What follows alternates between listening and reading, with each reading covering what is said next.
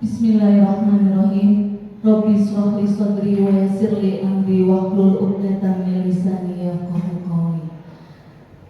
Yang kami hormati Bapak Sudarno STHI MPDI, dalam hal ini mewakili Kepala SMA Cikarang. Yang kami hormati Ibu Yunina SSI, calon guru penggerak angkatan 10 SMA Cikarang Barat.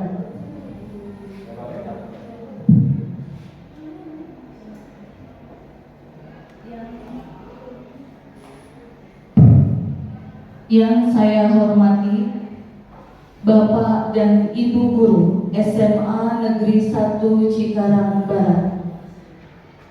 Kita berkumpul hari ini dalam rangka mengikuti kegiatan diseminasi pengalaman penerapan dengan tema budaya positif sebagai rangkaian kegiatan dari Ibu Yunina SSI sebagai calon guru penggerak angkatan 10.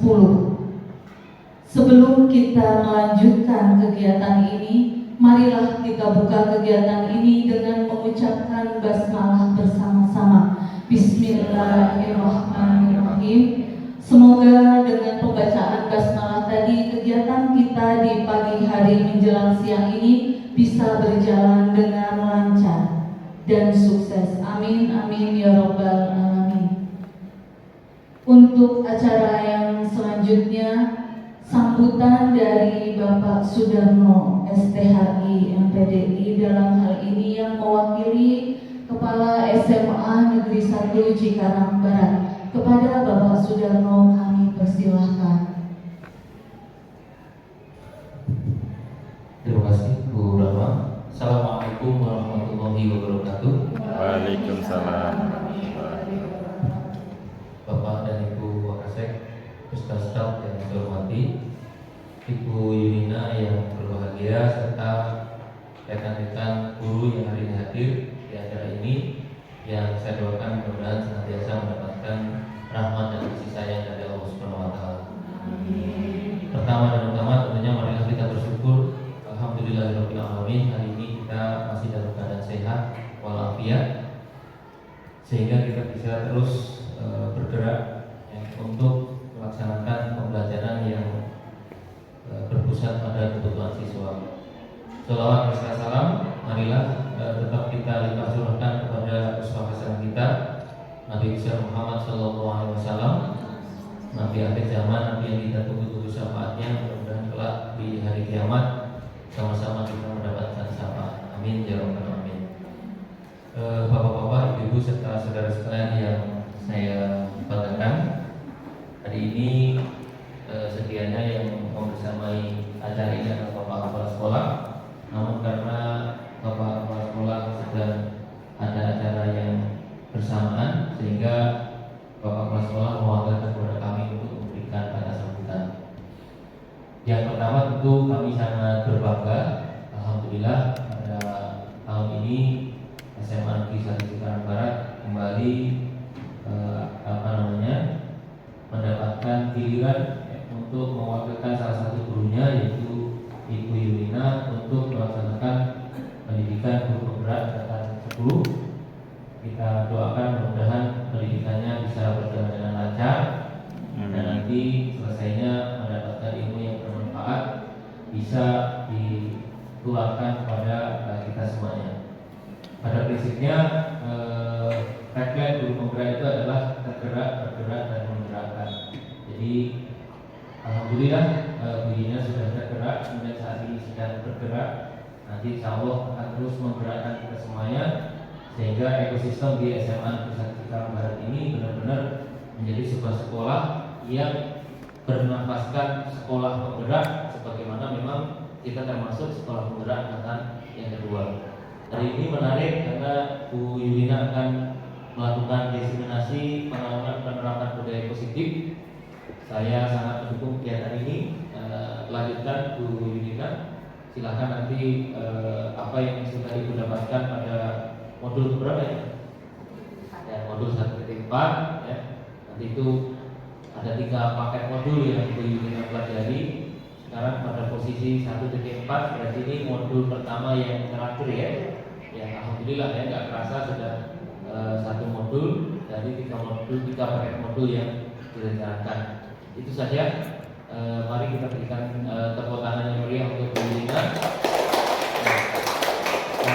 Mari kita jalankan dengan seksama sehingga nanti kita mendapatkan hasil dari diseminasi pengalaman penerapan budaya positif. Itu saja. Mudah-mudahan apa yang saya sampaikan ini dibarengi dengan ilmu dan ridho dari Allah Subhanahu wa taala. Kurang lebihnya mohon maaf. Wallahu muwaffiq ila aqwamit thoriq. Assalamualaikum warahmatullahi wabarakatuh. Waalaikumsalam.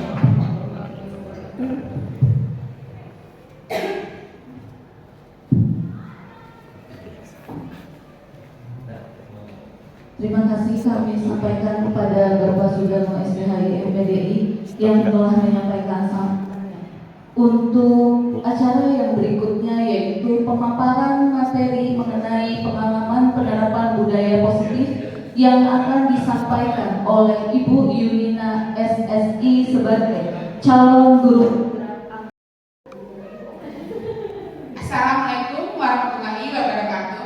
Waalaikumsalam warahmatullahi wabarakatuh. Masih semangat ya Ibu? Bapaknya ada satu yang lagi merekam video. Oke, alhamdulillah puji syukur kepada Allah Subhanahu wa taala. Pada kesempatan hari ini saya berkesempatan untuk bisa memberikan atau menyampaikan pengalaman saya kepada rekan-rekan di sini tentang penerapan yang telah saya lakukan di SMA Negeri 1 Cikarang Barat ini dengan topik budaya positif. Kegiatan ini adalah kegiatan aksi nyata saya untuk modul 1.4 pada kegiatan calon guru penggerak angkatan 10. Kemudian salawat dan salam selalu tercurahkan kepada junjungan kita Nabi besar Muhammad SAW, yang mana kita berharap ya suatu saat nanti kelak nanti kita akan mendapatkan syafaat dari beliau ya. Amin ya rabbal alamin. Pertama saya mengucapkan terima kasih atas kehadiran Bapak Ibu semua di sini yang telah meluangkan waktu untuk bisa membersamai ya saya di sini. Ya, baik tanpa berlama-lama ya saya akan lanjut saja ke pembahasan materi tentang budaya positif.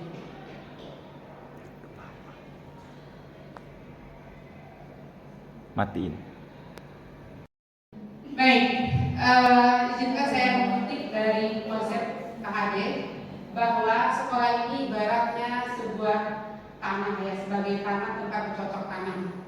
Maka sekolah kita harus bisa memberikan rasa kenyamanan, rasa menyenangkan, rasa untuk bisa melindungi kepada putra-putri kita. Tentu sebagai seorang guru, tanggung jawab kita adalah memberikan atau menciptakan suatu lingkungan positif yang saling mendukung, saling belajar, dan saling bekerja sama. Sehingga dengan adanya kegiatan lingkungannya positif ini, maka akan tercipta kebiasaan-kebiasaan yang pada nantinya akan menjadi suatu karakter ya bagi warga sekolah dan pada akhirnya akan. Pada modul ini saya akan memaparkan ada 8 konsep utama budaya positif yang akan saya ulas satu persatu.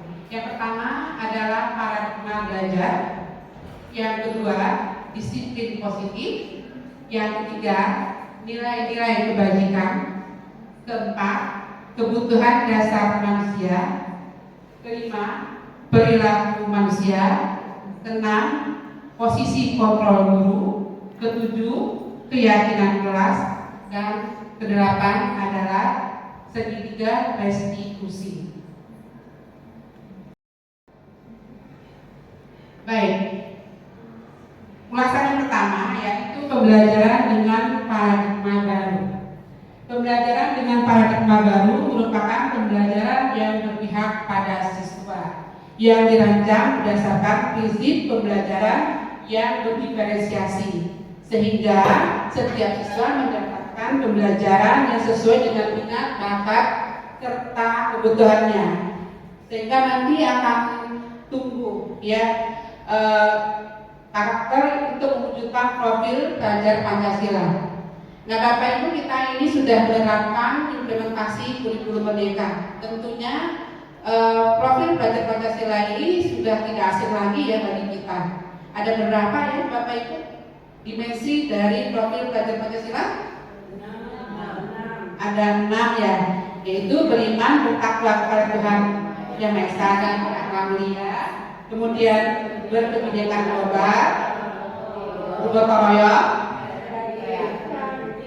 bernalar kritis, dan mandiri. Nah, ini adalah akhir ya, maksudnya tujuan dari pembelajaran dengan paradigma baru agar nanti kita bisa mewujudkan profil pelajar Pancasila.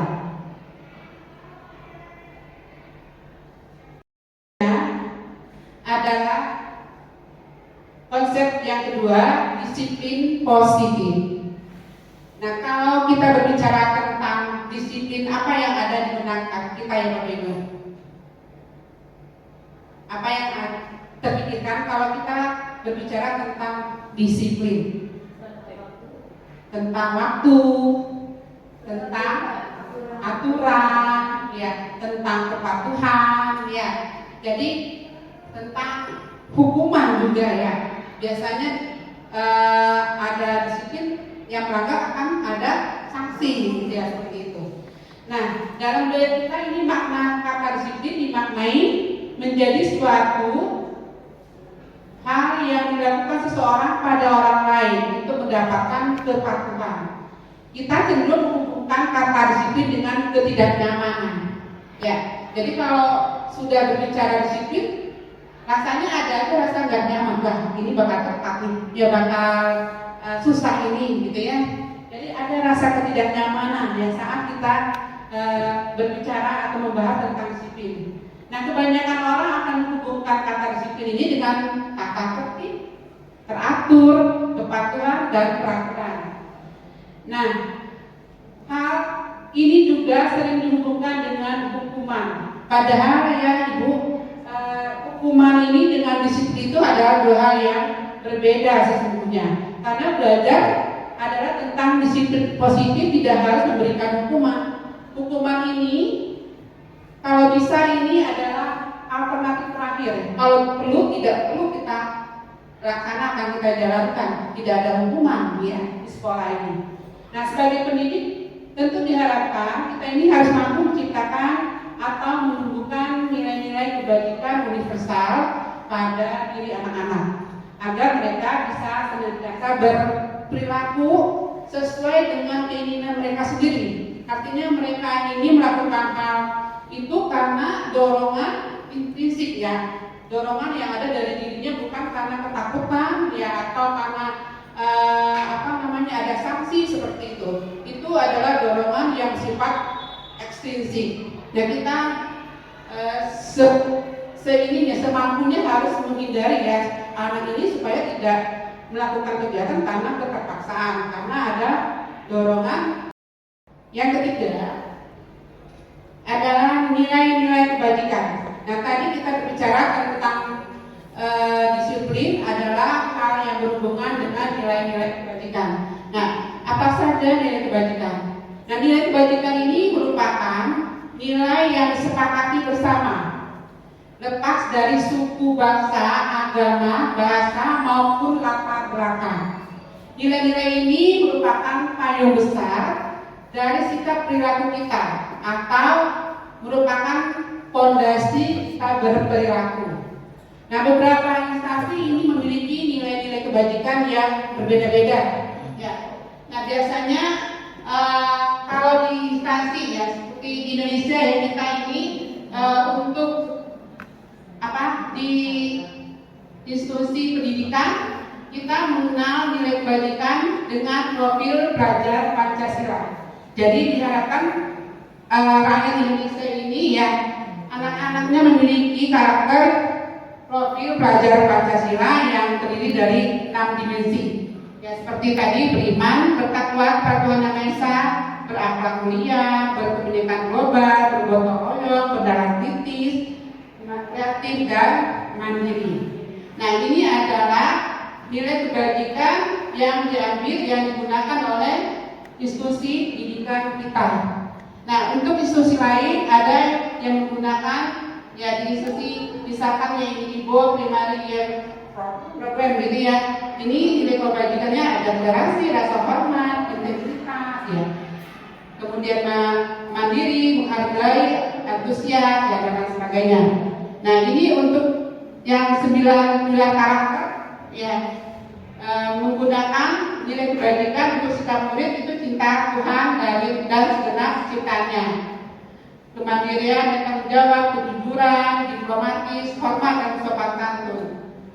Dan ini juga ada dari instansi lain ya, yang menggunakan nilai kebajikannya dari petunjuk seumur hidup dan keterampilan hidup untuk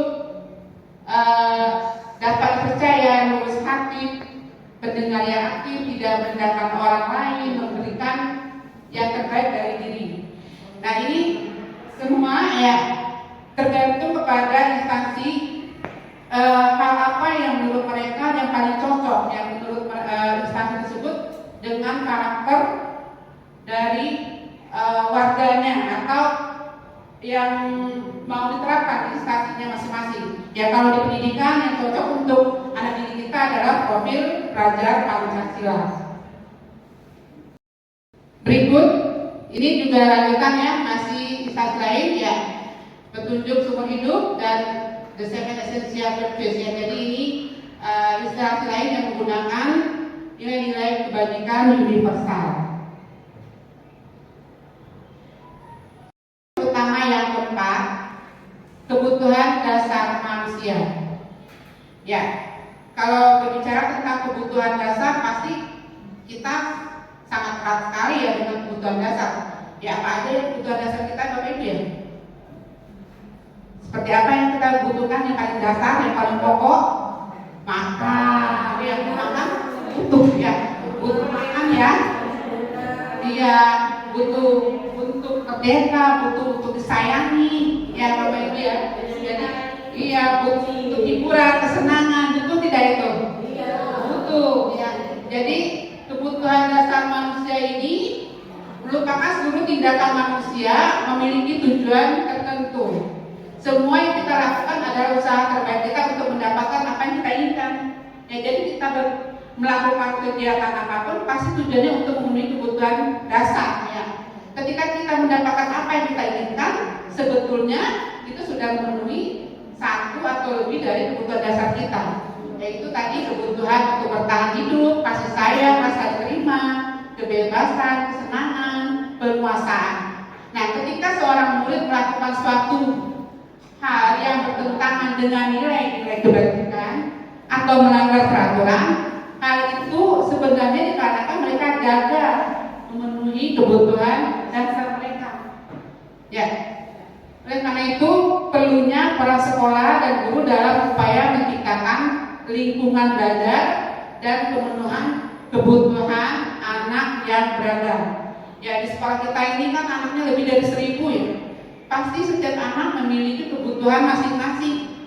Ya, jadi guru tentu memiliki atau harus mempunyai ya rancangan atau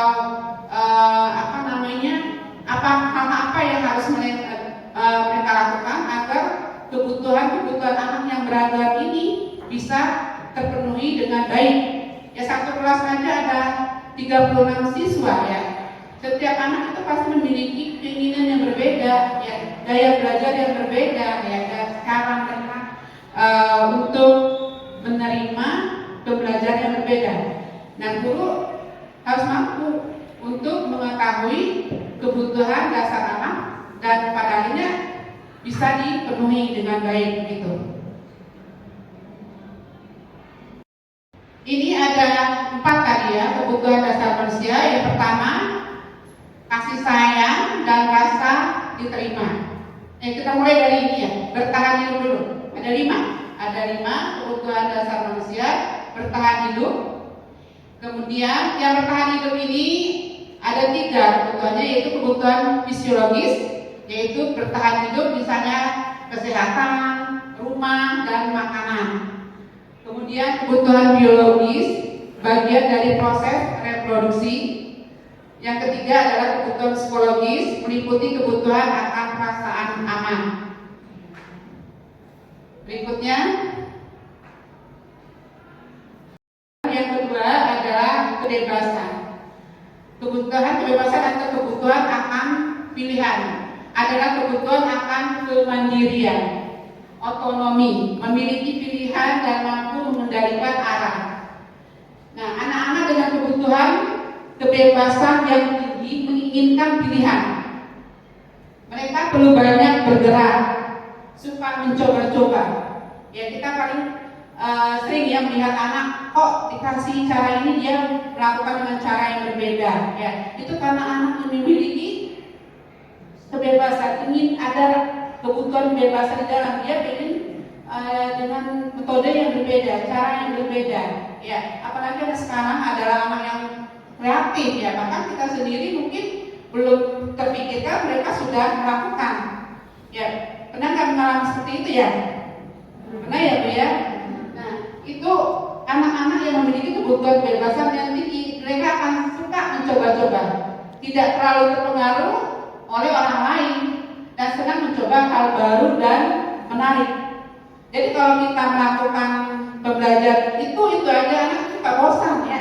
Makanya kita harus bisa menyesuaikan dengan kebutuhan anak yang senang mencoba-coba, senang dengan hal-hal baru. Nah, ini akan membuat suasana pembelajaran akan menjadi lebih bersemangat, ya, lebih hidup. Nah, guru harus mampu untuk memahami hal tersebut. Kita lanjut.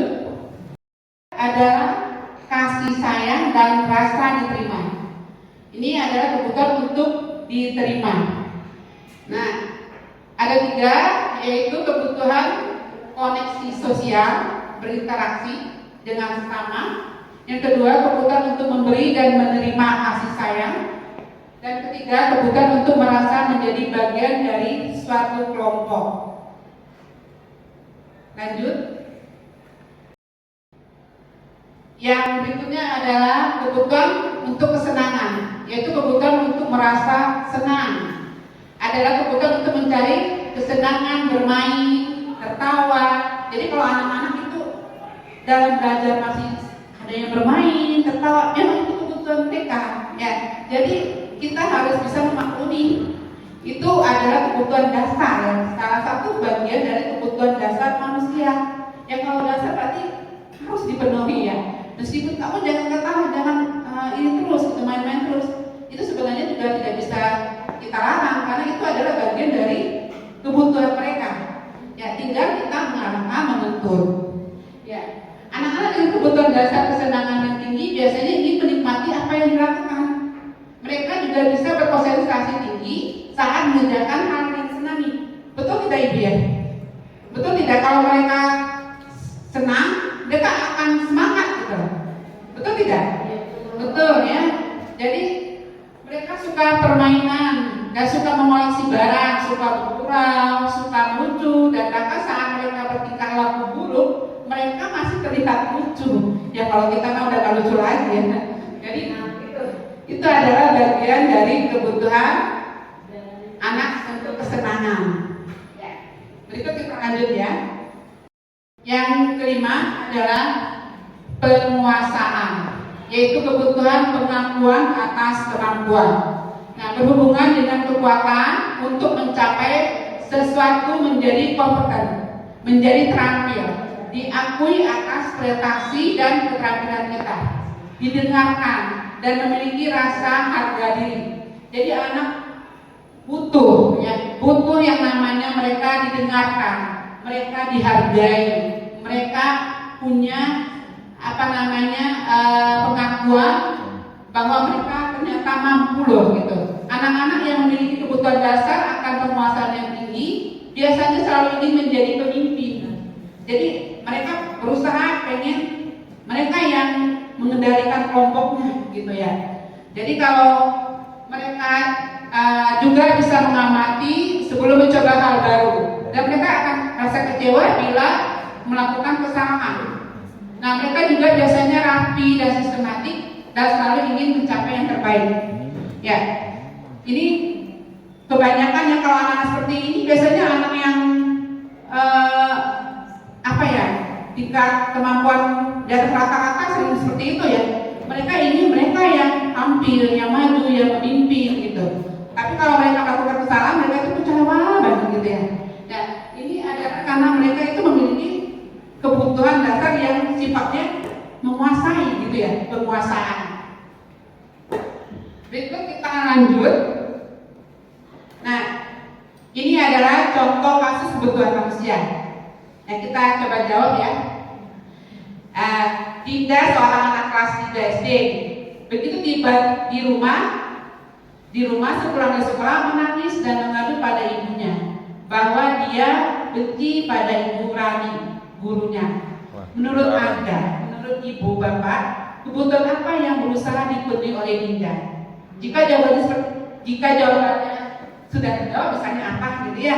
Nah, jika jawaban seperti itu, nah bila Anda berada dalam posisi Ibu Rani dulu ya, dan mendengar informasi dari ibunya yang bercerita ya tentang perasaan Dinda hari itu, apakah yang Bapak Ibu lakukan pada Dinda keesokan harinya ketika dia masuk ke sekolah? Nah, contohnya seperti ini. Ya, tadi Dinda seorang anak kelas 3 SD, begitu tiba di rumah sekolah menangis mengadu pada ibunya bahwa dia benci pada Ibu Rani. Nah, menurut Ibu Bapak, kebutuhan apa yang berusaha dipenuhi oleh Dinda? Ini jawaban Dinda orang tuanya. Ibu guru bilang aku tidak boleh bersenandung sewaktu mengerjakan tugas. Makanya kelas harus tenang, tidak ada suara. Kan nggak seru jadinya. Ini berarti anak ini untuk kebutuhan apa ya? Dia pengennya bersenandung, bernyanyi. Berarti kebutuhan apa sebenarnya yang ingin dicapai oleh Dinda? Kebutuhan apa ya Bu? Kesenangan. Ini sebenarnya saya tutup ya, ini kesenangan. Ya, ini kesenangan nggak bisa dibuka ya. Nah, jadi Dinda itu sebenarnya untuk kesenangan di sini. Ya, tapi sama bu gurunya bilang Dinda benci ya sama ibu guru lagi itu. Nah, yang kedua, Dinda bercerita nih, ibu guru tidak menyapa hari ini, padahal aku pakai jepit rambut baru. Ya, dia perhatiin, kasih sayang, nggak dia diterima gitu ya. Oh, padahal punya baru, tapi kok nggak ini baru ya, kalau anak kecil begitu ya, cakep ya, jadi senang seperti itu mereka.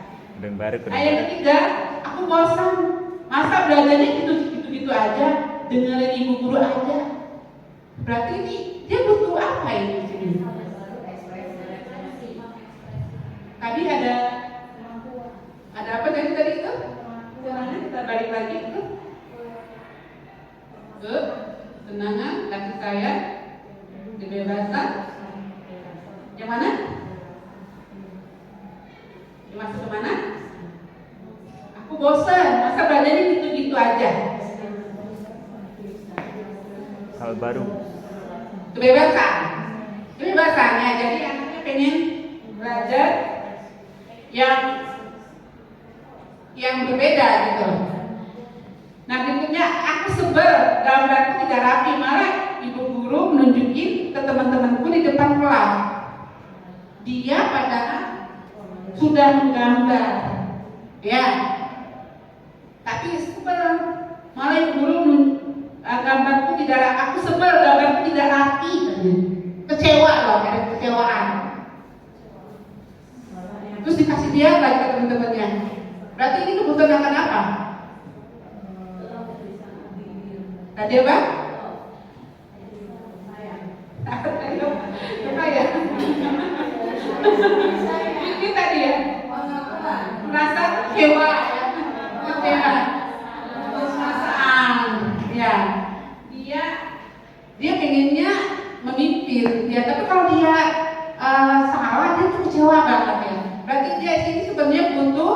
kebutuhan untuk penguasaan. Baik, ya. Jadi tentu tindakan kita setelah hal berikutnya, yang ini kalau yang pertama ini apa yang kita lakukan ini? Anaknya tadi dilarang bersenandung, besok hari ini bagaimana ini kalau tidak bersenandung lagi? Tindakan itu kira-kira seperti apa nih Pak? Boleh nggak dinyanyi nanti?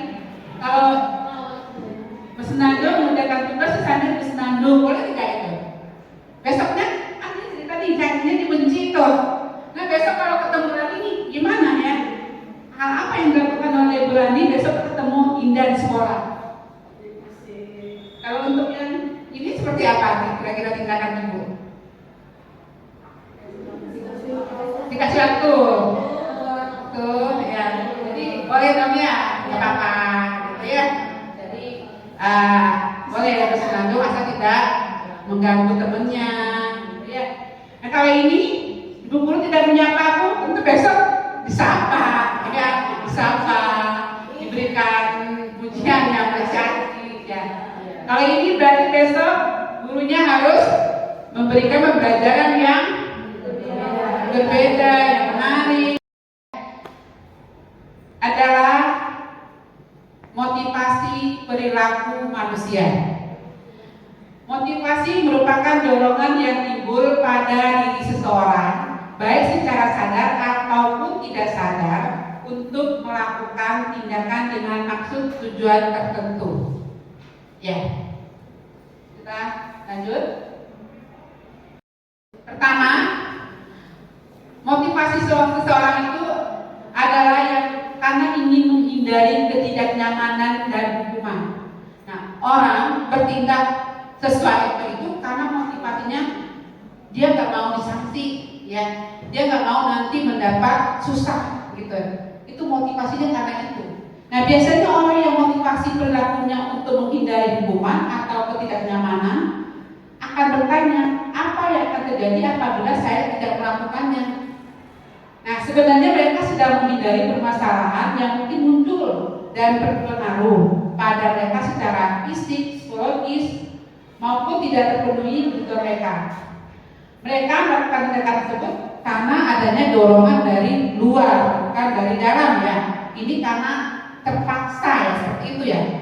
Ya, mereka melakukan suatu tindakan, ya perbuatan karena takut nanti akan mendapatkan hukuman. Nah, tingkat seperti ini termasuk tingkat motivasi yang rendah.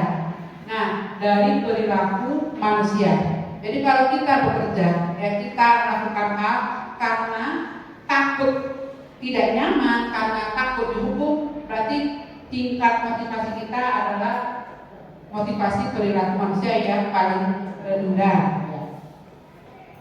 Lanjut.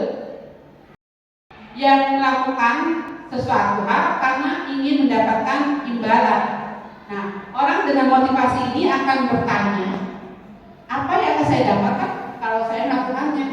Jadi dia melakukan ini, dia berpikir, nanti kalau saya lakukan ini saya dapat apa ya? Nah, itu karena dia berharap akan ada imbalan.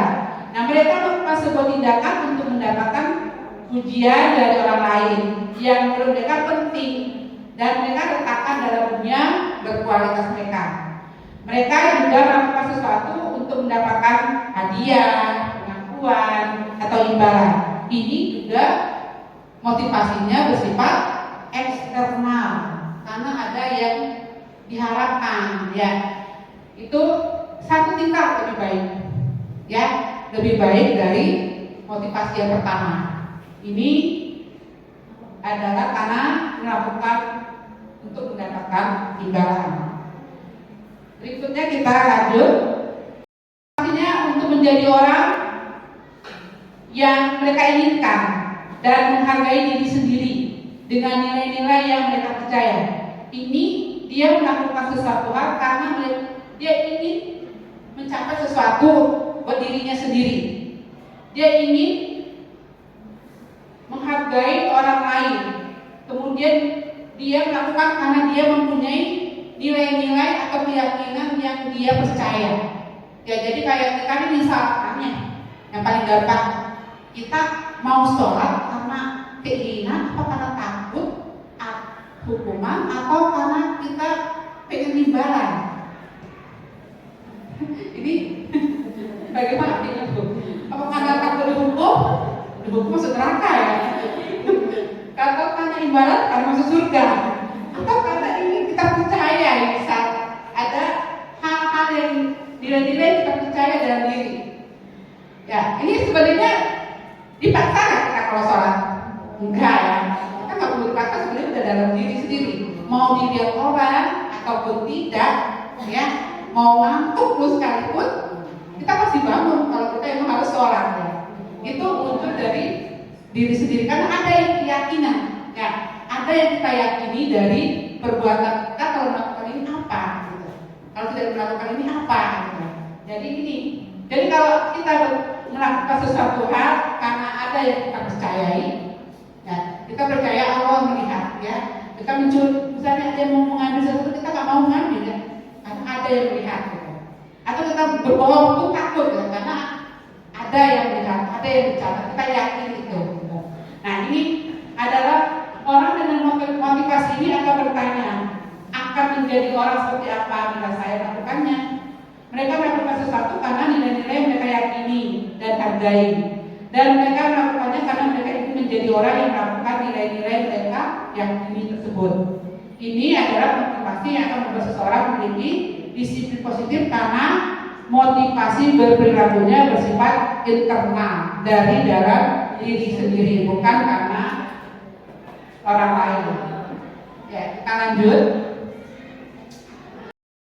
Disiplin positif adalah menanamkan motivasi yang ketiga, yaitu tadi apa yang motivasi ketiga? Yang ketiga, ya, kalau yang pertama tadi kan karena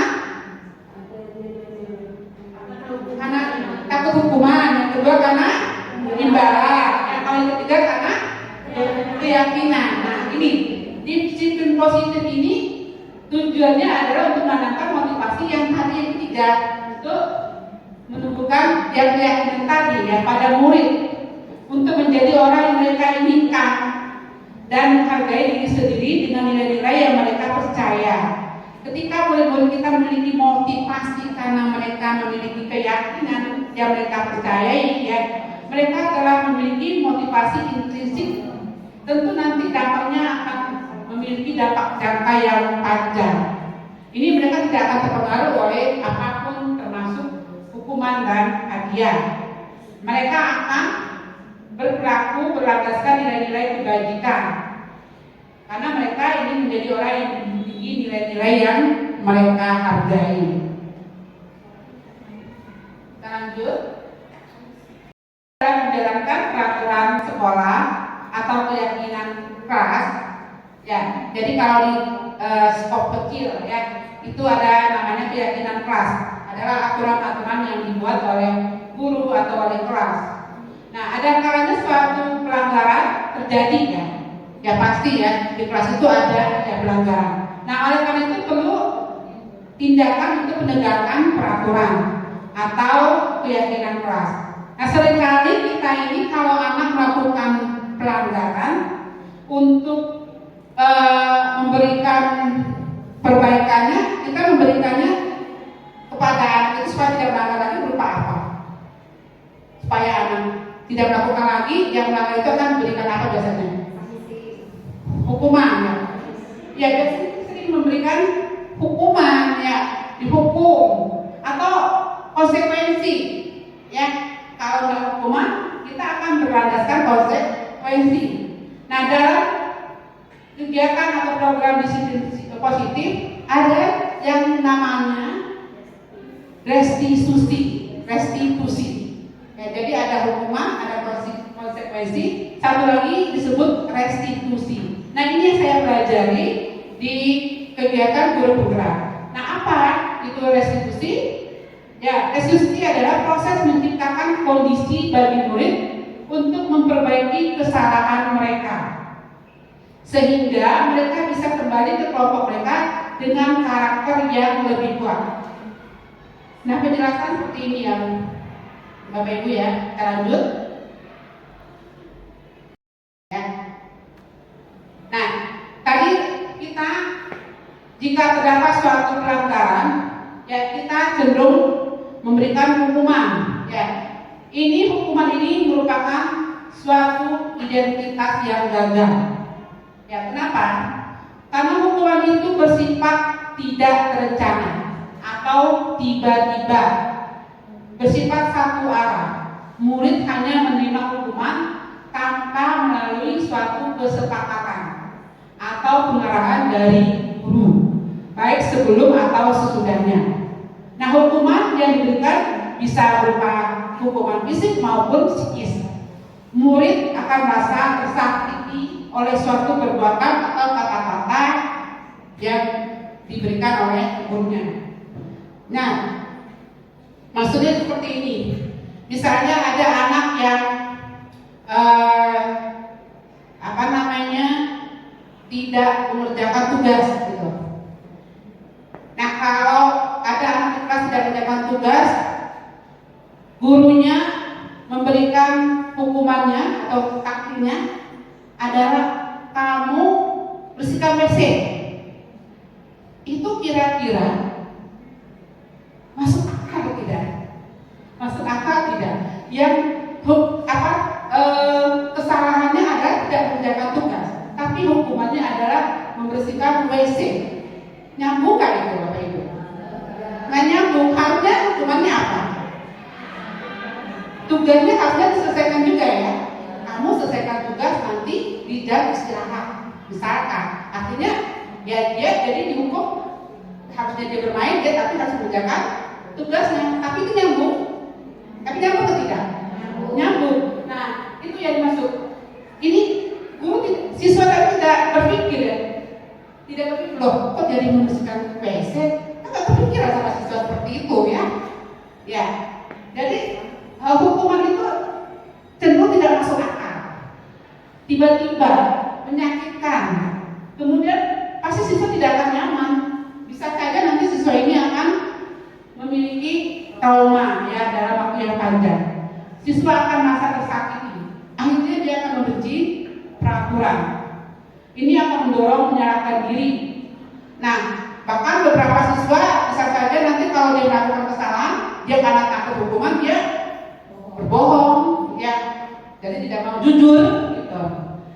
Kemudian siswa yang mendapat hukuman akan menjadi rendah diri, ya karena ya itu tadi ya hukumannya itu suka-sukanya guru, gitu ya. Nah, bagi murid yang tidak memiliki rasa takut, ada aja kan tuh anak yang mentalnya kuat ya, seperti apa yang cuek aja. Nah, ini nggak akan ngaruh, hukuman seperti ini tidak akan berjalan. Jadi tadi kita pengennya anak berubah tidak akan berubah, ya, tidak berjalan di sistem seperti ini. Nah, ini membentuk konsep diri yang buruk terhadap siswa. Karena apa? Hukuman itu hanya dibuat oleh guru.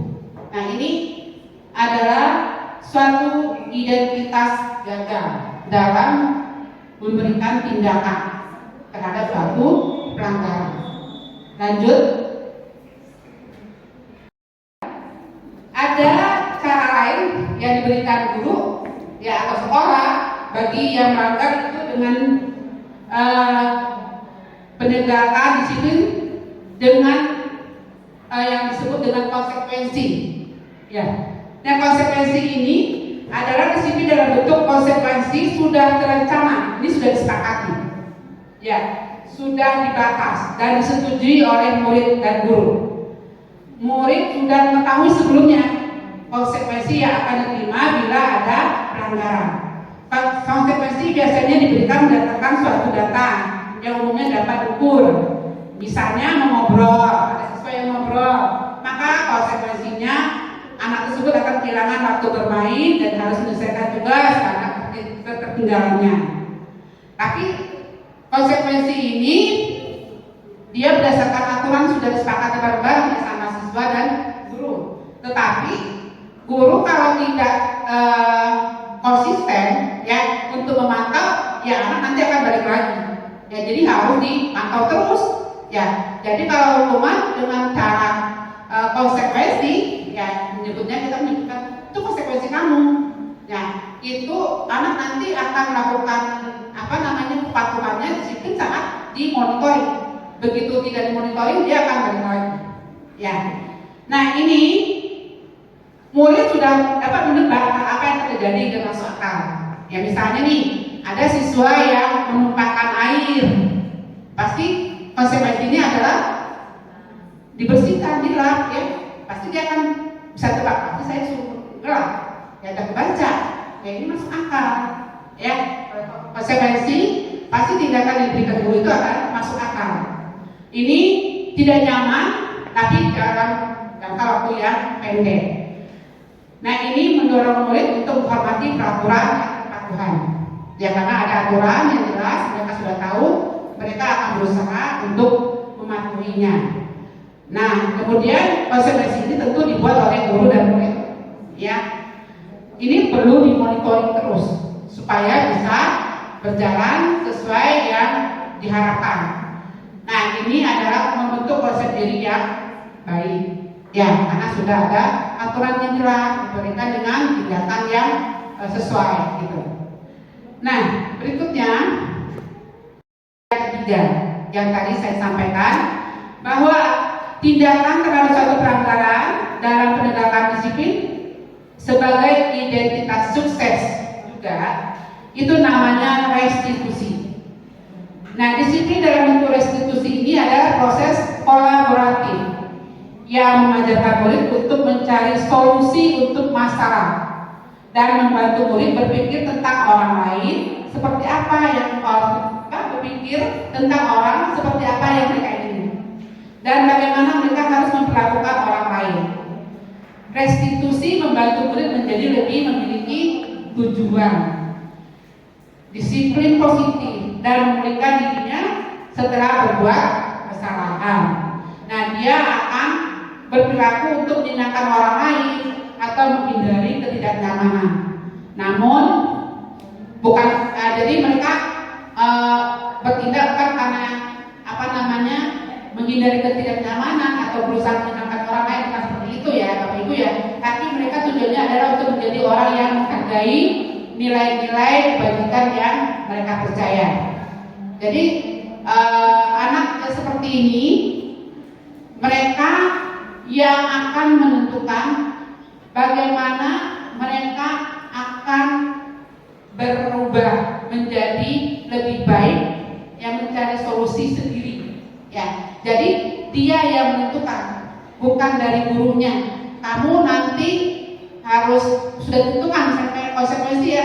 Kalau seperti ini tindakan pelanggarannya maka ini konsekuensinya. Tapi kalau yang restitusi tidak. Mereka sendiri, ya, anak sendiri yang menentukan hal apa yang akan mereka lakukan untuk mereka bisa berubah menjadi lebih baik. Nah, jadi anak dengan seperti ini akan menghormati diri dan orang lain. Nanti akan menguatkan untuk jangka waktu yang lebih panjang. Anak akan mendorong disiplin positif, memecahkan masalah. Ya, sikap yang dibuat ini adalah anak sendiri yang membuat, ya, bukan gurunya. Ya, dia yang menentukan sikapnya mau seperti apa. Kemudian murid akan bertanggung jawab untuk berperilaku. Ini akan membentuk konsep diri yang kuat. Kalau yang tadi, ya,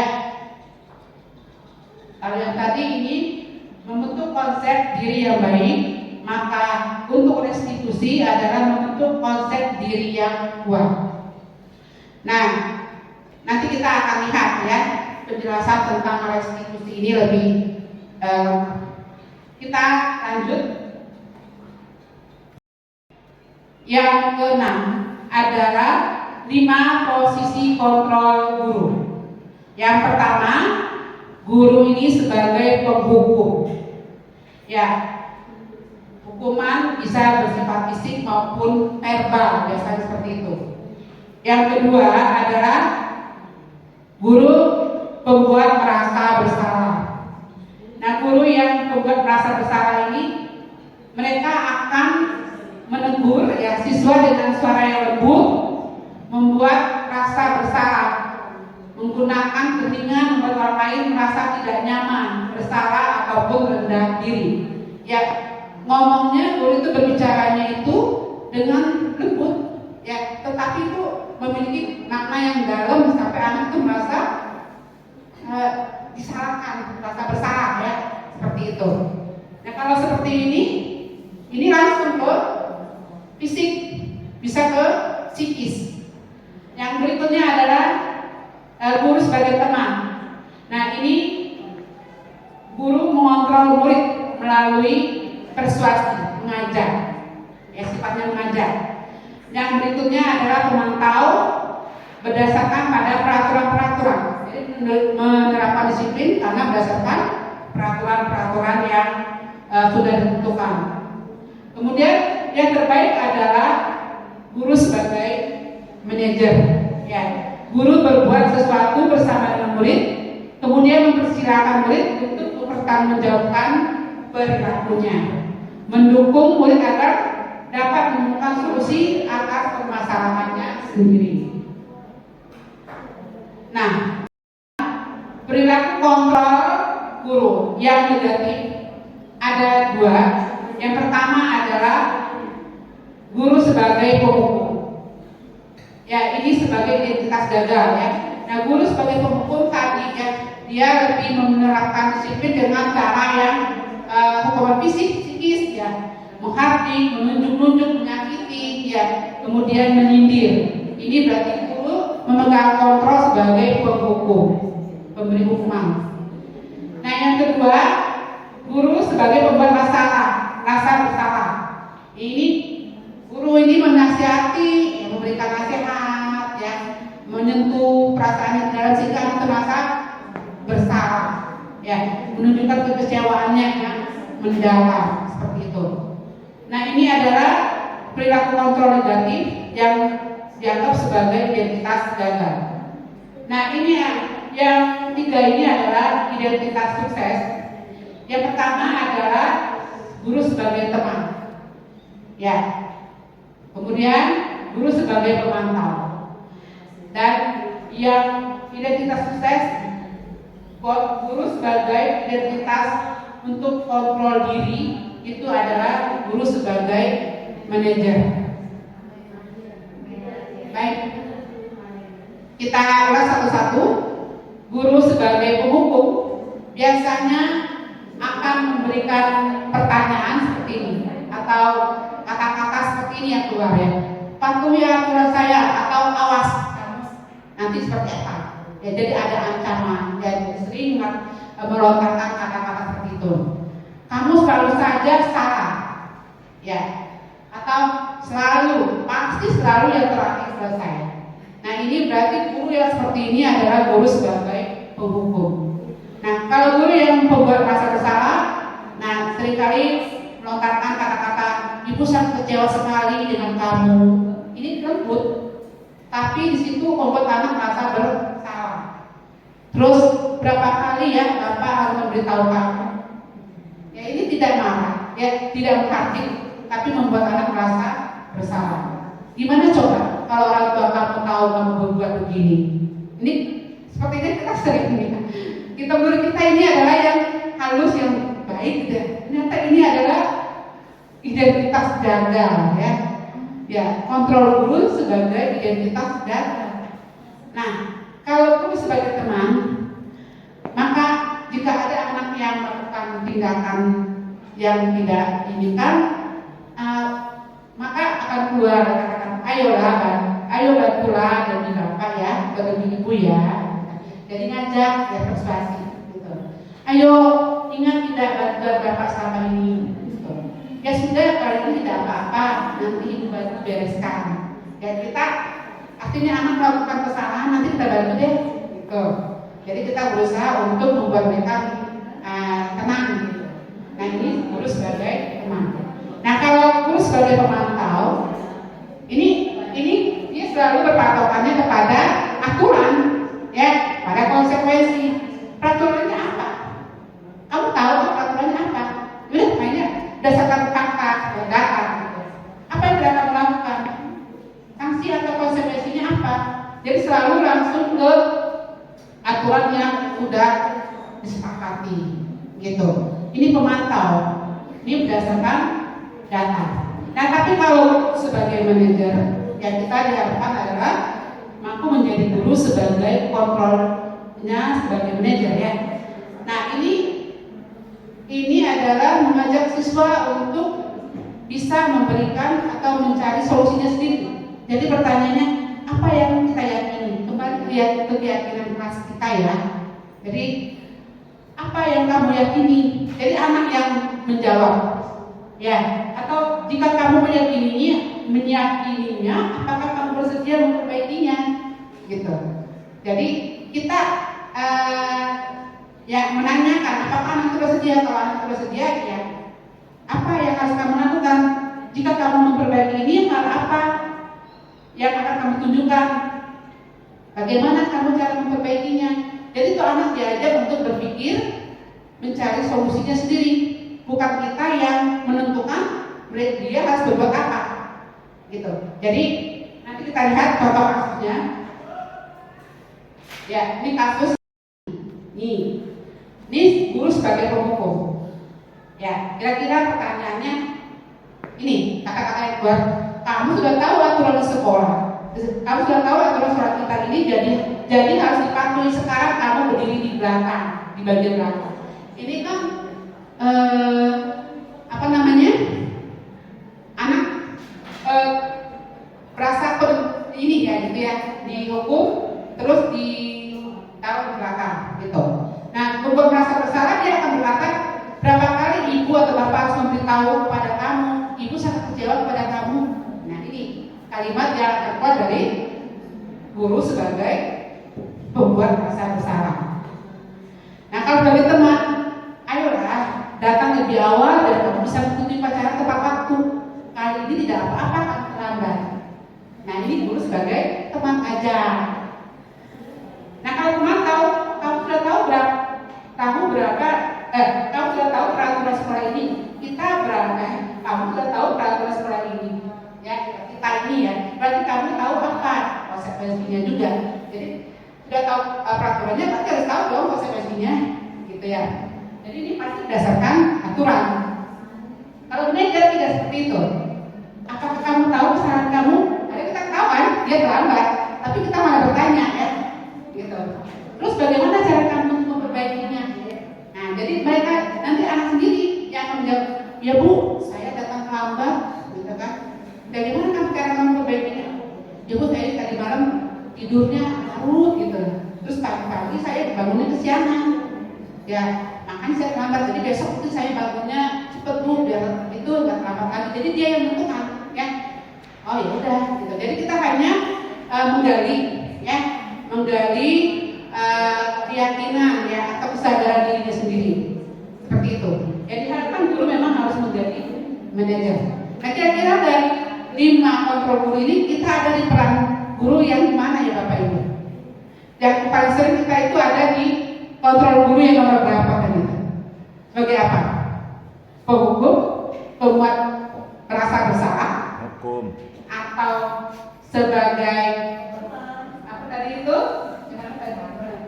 Semuanya ya, bersalah, teman, pemantau, atau manajer. Suatu saat sebagai penghukum. Tidak sering, tapi lebih seringnya ada di mana kontrol kita? Pemantau, lebih sering ke pemantau. Lalu berdasarkan aturan. Ini sebenarnya sudah bagus, ya, sudah bagus, adalah identitas sukses. Tetapi yang paling baik adalah kita itu diharapkan kontrolnya sebagai manajer. Ya. Oke, kita lanjut. Yang kedua adalah keyakinan kelas. Ya, merupakan nilai-nilai keselamatan atau kesehatan. Inilah yang kita sebut sebagai suatu keyakinan, yaitu nilai-nilai kebajikan universal. Nilai kebajikan universal ini tadi pasti ingat ya Bapak Ibu. Tadi kita pakai nilai mana? Kalau di instansi pendidikan pakai yang mana tadi itu? Yang di awal. Tadi kan ada dari institusi lain pakai ini tadi kan ya. Nah, kalau di pendidikan pakai ini apa? Profil belajar Pancasila. Itu yang disepakati secara tersirat atau tersurat, lepas dari latar belakang, suku, negara, bahasa, dan agama. Lanjut. Keyakinan kelas, mengapa tidak peraturan kelas? Ya, kenapa kita buat itu bukan peraturan kelas? Nah, nilai-nilai kebajikan menekankan pada keyakinan seseorang akan lebih memotivasi seseorang dari dalam. Seseorang akan lebih tergerak dan bersemangat untuk menjalankan keyakinannya daripada hanya sekedar mengikuti serangkaian peraturan. Jadi kalau keyakinan dia akan lebih termotivasi. Kalau peraturan ini kurang ya untuk dijalankan oleh murid. Nah, kalau yang berdasarkan peraturan ini harus sering dimonitoring. Tetapi kalau dia melakukan berdasar keyakinan, maka tanpa dimonitoring mereka akan tetap terus ya konsisten dengan apa yang mereka yakini. Misalnya nih, anak harus menggunakan helm saat mengendarai sepeda motor. Ya, kenapa dia menggunakan helm? Karena dia sadar kalau pakai helm akan selamat.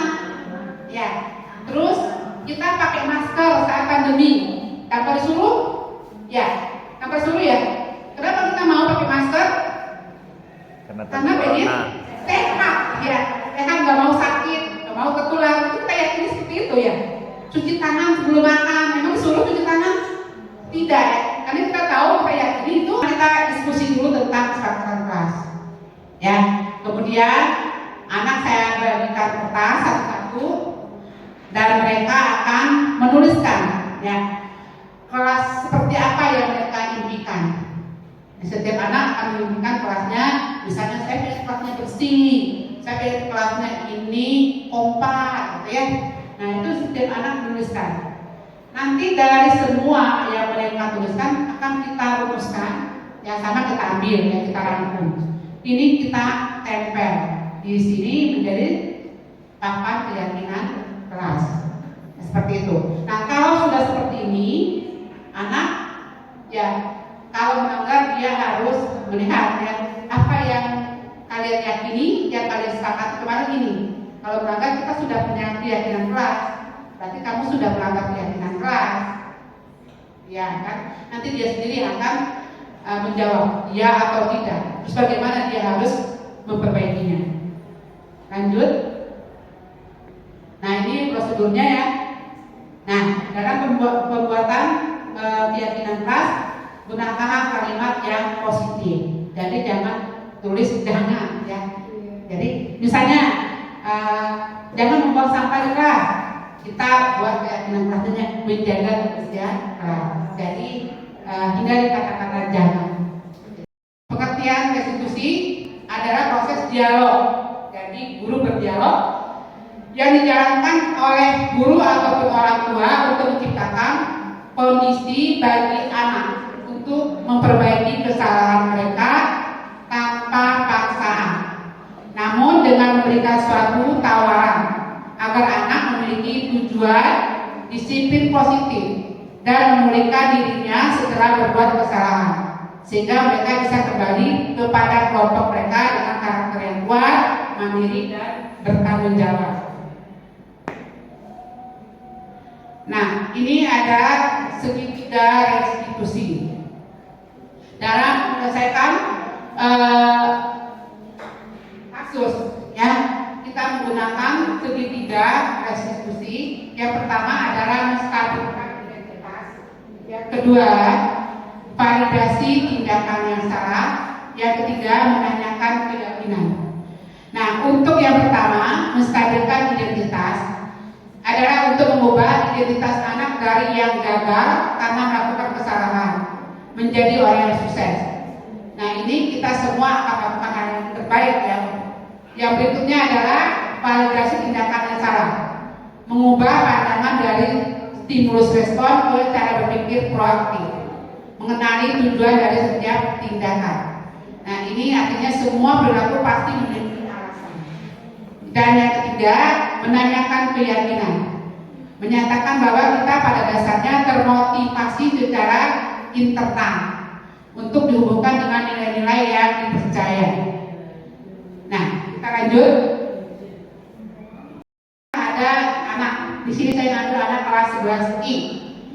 Ini Ridho, ini dalam pelajaran fisika ini ya. Dia ini terpotong ya. Setelah 30 menit dia izin ke toilet. Setelah 30 menit nggak pulang. Nah, akhirnya Ridho dicari oleh bidan ketua kelasnya. Nah, kemudian beberapa menit kemudian baru dia kembali ke kelas. Kita lanjut. Nah, ini cara menyelesaikan kasus tersebut dengan metode restitusi.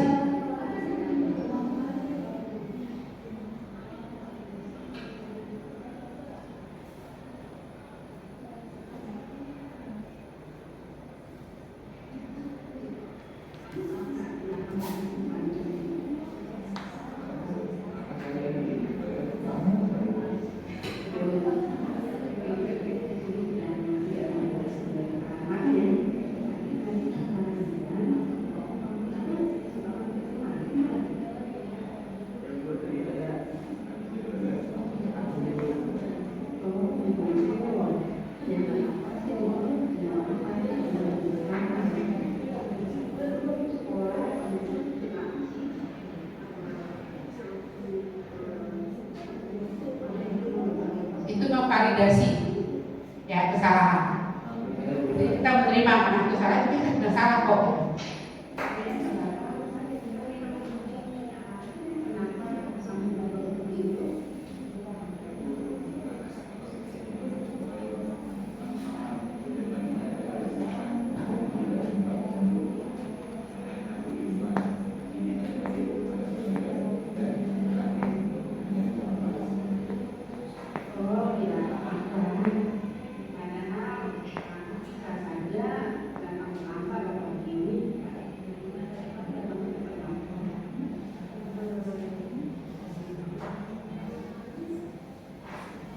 Ini menanyakan keyakinannya.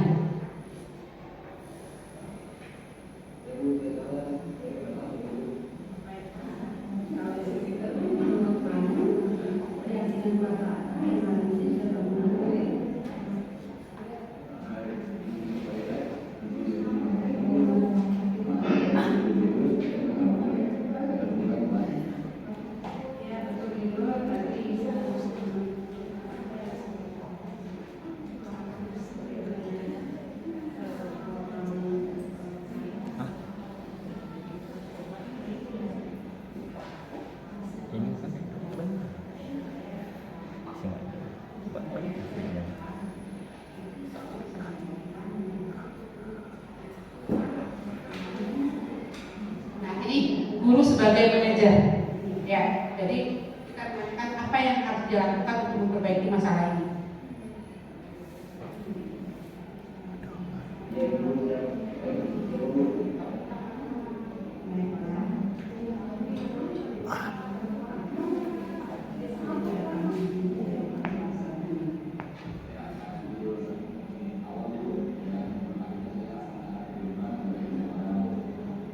Jawabannya sendiri yang menentukan ya. Jadi seperti itu. Jadi guru kalau sudah menggunakan metode segitiga restitusi, dia akan menjadi berperan ya sebagai kontrol manajer, ya tidak sebagai pemberi hukuman atau konsekuensi.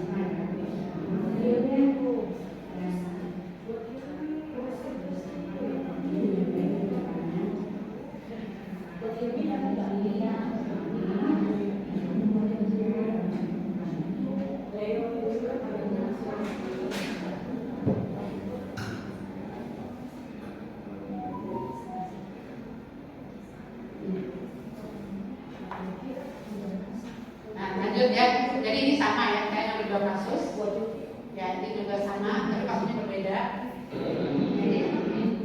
Nah, ini testimoninya ya, jadi kita tanyakannya bagaimana perasaannya.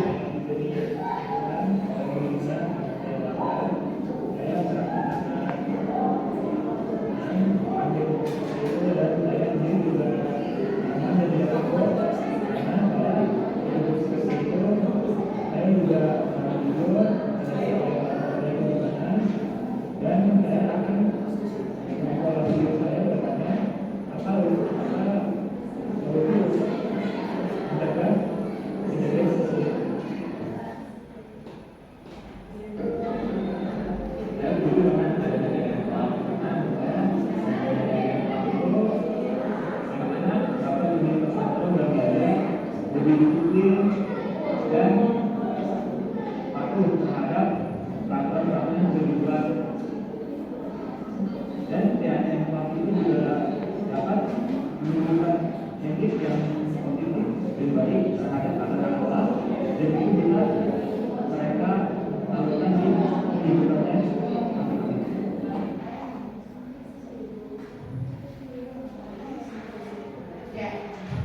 Jadi ini selesai ya. Jadi itu penerapan yang sudah saya lakukan mengenai di budaya positif di SMA Negeri 1 Cikarang Barat ya. Jadi adalah penerapan segitiga restitusi, kemudian melaksanakan kontrol guru sebagai manajer, kemudian adalah membuat keyakinan kelas. Nah, dari paparan yang sudah saya sampaikan, mudah-mudahan rekan-rekan sekalian bisa menerima dengan baik, memahami apa yang sudah saya sampaikan. Ya, saya di sini bukan menggurui ya, atau lebih pintar, ya, kita hanya saling berbagi pengalaman. Ya, terima kasih atas perhatiannya.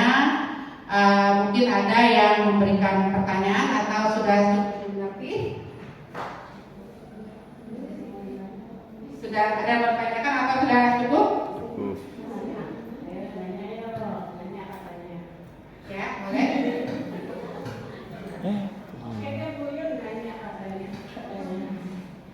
Berdiri boleh dong?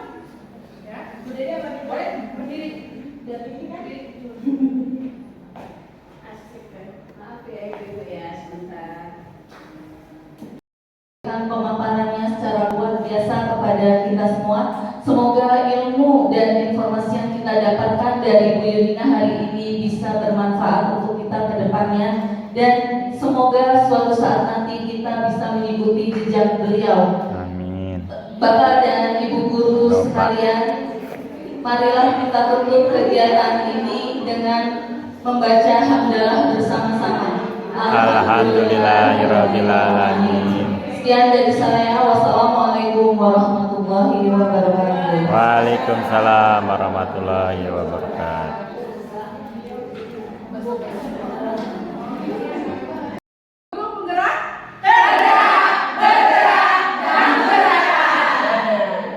Tepuk tangan.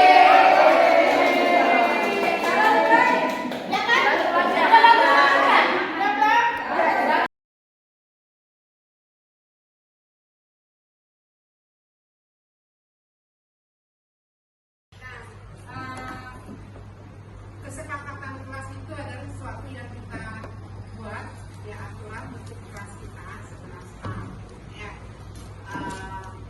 biar kita ini bisa belajar dengan tertib, nyaman ya, jadi terarah gitu. Setuju seperti itu? Ya. Dengan kesepakatan kelas ini ya, kesepakatan kelas ini kalian yang memberikan ya, mau seperti apa ya kelas ujian yang ingin kamu harapkan ya, kamu kami seperti ini, jadi kamu tulis nanti kesepakatan kelasnya di sini ya. Nah, apa yang telah kalian tulis yang kamu harapkan, dan itu nanti akan kita jalankan secara sadar, ini akan menjadi satu keyakinan kelas ya. Nah, keyakinan kelas inilah nanti akan kita sepakati untuk dijalankan bersama-sama. Paham ya? Nah, Ibu akan kasih kertas ini satu-satu, silakan tulis ya, apa yang ingin kalian impikan, harapan untuk kelas kita ya. Boleh satu orang satu aja nggak apa-apa. Misalkan ya, kamu ingin kelas ini apa namanya, bersih gitu ya, jadi menjaga kebersihan ya, tulisnya di situ menjaga kebersihan. Kamu ingin kelasnya ini misalnya temannya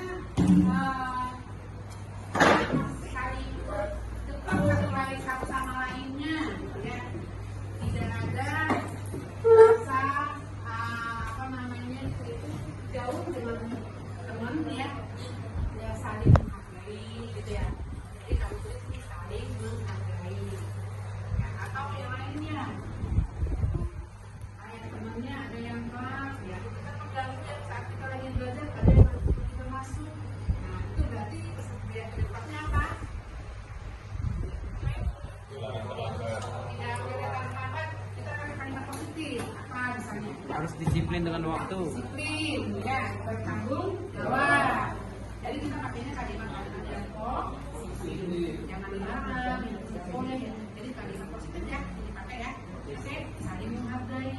Oh ya, pokoknya apa yang ingin kalian berikan untuk aku? Silakan ditulis ya. Ini dibacakan satu-satu. Dimulai dari sini.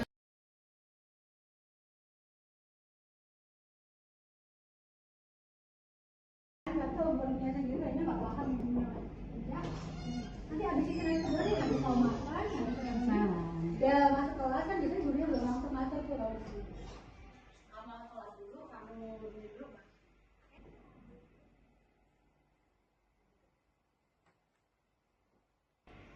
Itu, kamu tahu nggak kenapa kamu dipanggil ke sini? Tahu Bu, karena saya tadi izin ke toilet lama sekali Bu. Betul. Ridho, ibu di sini sedang tidak mencari-cari kesalahan kamu ya. Tapi tadi kata Didan, kamu itu sempat mampir ke kantin bukan? Iya Bu, tadi saya habis dari toilet langsung ke kantin Bu. Oh begitu. Ya nggak apa-apa sih Ridho, semua orang pasti pernah berbuat salah ya. Ibu juga dulu waktu sekolah pernah juga seperti kamu sih. Kalau lapar sih langsung ke kantin dulu, karena ibu emang nggak bisa fokus belajar kalau nggak sarapan dulu. Maafin saya Bu ya, karena saya tidak jujur dengan Ibu. Oh ya nggak apa-apa. Tapi kamu pasti punya alasan ya kenapa kamu berbuat seperti itu. Ya Bu, karena semalam saya tidur larut malam dan paginya saya agak kesiangan dan tidak sempat untuk sarapan dahulu di rumah. Jadi saya tadi sekalian ke toilet dan ke kantin untuk mencari sarapan. Oh tidak apa-apa. Padahal kamu bisa saja datang terlambat loh pagi ini. Tapi ibu lihat tadi kamu datangnya tepat waktu loh. Ridho, menurut kamu tindakan kamu ada yang melanggar kesepakatan kelas kita nggak sih? Keyakinan kelas yang sudah kita buat? Ya Bu, saya salah. Saya minta maaf ya Bu. Baiklah, kalau begitu menurut kamu keyakinan kelas apa yang hari ini sudah kamu langgar itu? Saya melanggar izin ke toilet lebih dari 5 menit Ibu. Maafin saya Bu tidak jujur dan mengganggu ketertiban kelas. Ya betul Ridho, tadi ibu tuh sama teman-teman kamu yang sempat bingung ya kok kamu itu lama banget ke toiletnya.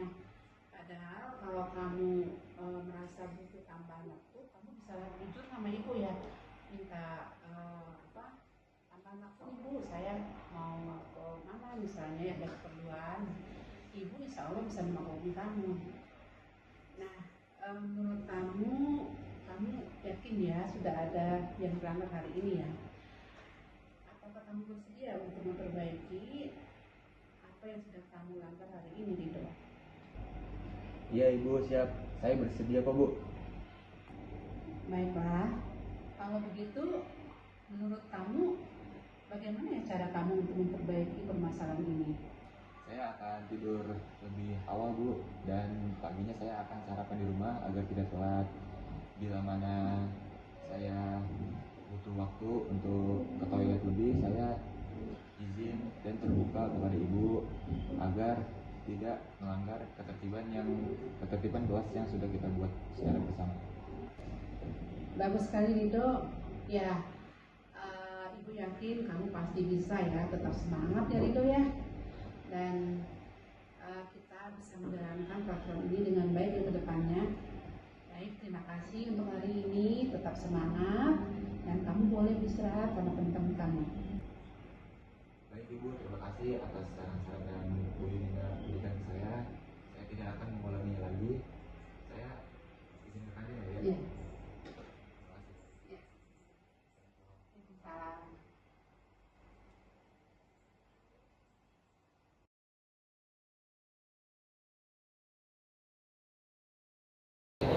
Elis, ibu dengar kamu tidak cocok ya sama Miss Kathy mengenai tugas fisika yang diberikan minggu lalu. Gimana tuh ceritanya?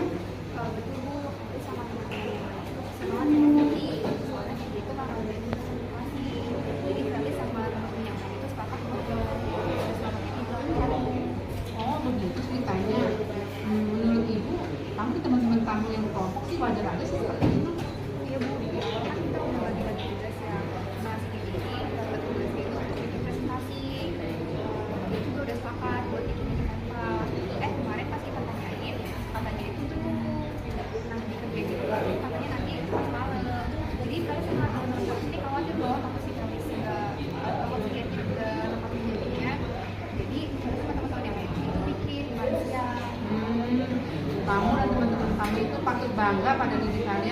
kalian telah cepat yang mengambil langkah komitmen dengan tanggung jawab yang Ibu berikan dan segera mengambil keputusan untuk mengerjakan tugas itu ya. Ibu makanya harus tadi sama teman-teman itu semua pasti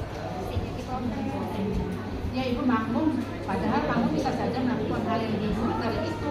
Tapi Ibu senang, alhamdulillah ya kamu masih bisa mengendalikan emosi kamu, mengendalikan diri.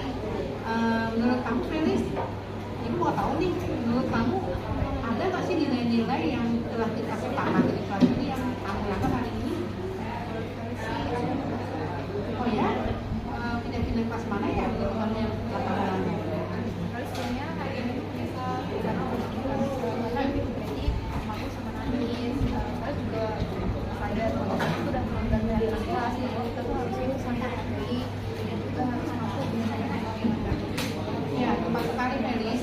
Kalau begitu, bagaimana kamu bersedia tidak untuk menyelesaikan masalah ini? Iya, Apa yang bisa Felis lakukan untuk menyelesaikan masalah ini?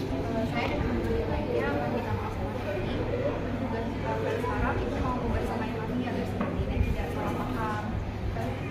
Terus juga janji untuk depannya itu juga akan bermanfaat. Oke, siap. Ibu pasti akan senang membantu kalian dalam menyelesaikan masalah ini. Ibu yakin kalian semua adalah anak yang baik ya. Setelah konsisten dengan apa yang telah kalian yakini, kalian sepakati di kelas kita. Semangat ya Felis. Terima kasih Bu. Ya, sama-sama Felis. Warahmatullahi wabarakatuh. Perkenalkan, saya Dali Darmayanti, guru bahasa Inggris SMA Negeri 1 Cikarang Barat. Selain itu, saya juga rekan sejawat dari Bu Yunina CGP Angkatan 10. Menurut saya, apa yang telah disampaikan Bu Yunina pada diseminasi disiplin positif, materi yang disampaikan Bu Yunina itu sangat menarik dan bagus dan juga penuh inspiratif. Dari apa yang telah disampaikan Bu Yunina, saya banyak belajar, terutama juga rekan-rekan sejawat lainnya, banyak yang dapat kita ambil dari disiplin positif yang telah disampaikan Bu Yunina. Di sini kami juga bertekad apa yang disampaikan Bu Yunina akan kami jalankan di dalam mata pelajaran masing-masing. Jadi kami berusaha supaya sekolah kami ini menjadi lebih bagus dari yang sebelumnya.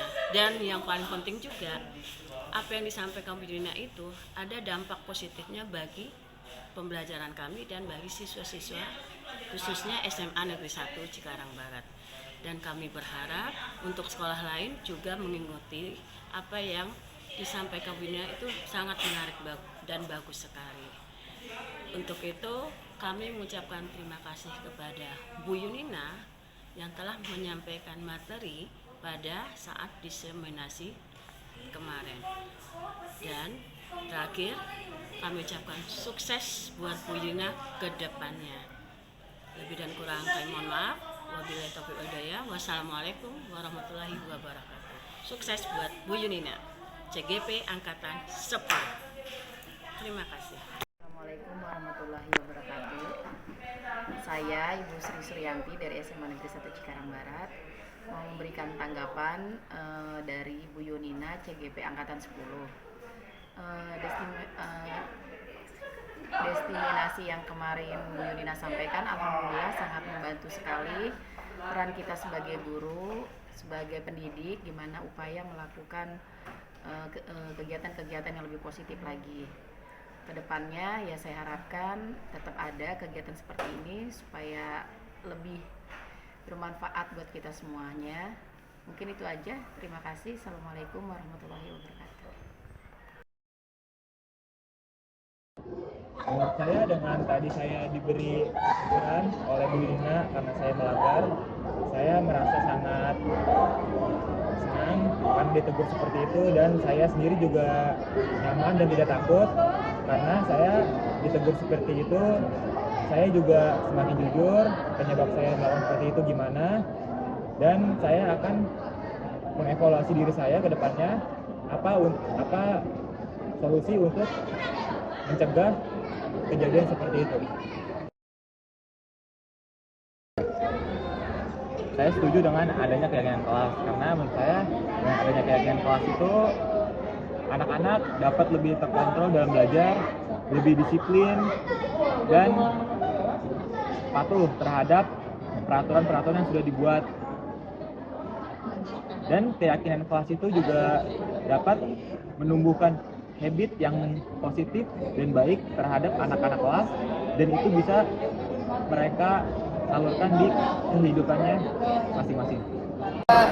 Enak itu loh buat ngobrolin sama ibunya, jadi kayak masalahnya bisa kayak gampang diselesaikan gitu, kayak itu masih sama, jadi kayak itu keyakinan kelas itu penting banget karena dengan adanya keyakinan kelas, jadi kita punya kesepakatan kelas bersama, jadi kayak setidaknya kelas kita itu punya aturan, jadi kita nggak seenak-enaknya nih, terus kita juga bisa tetap rukun, damai, ngikutin kesepakatan tadi.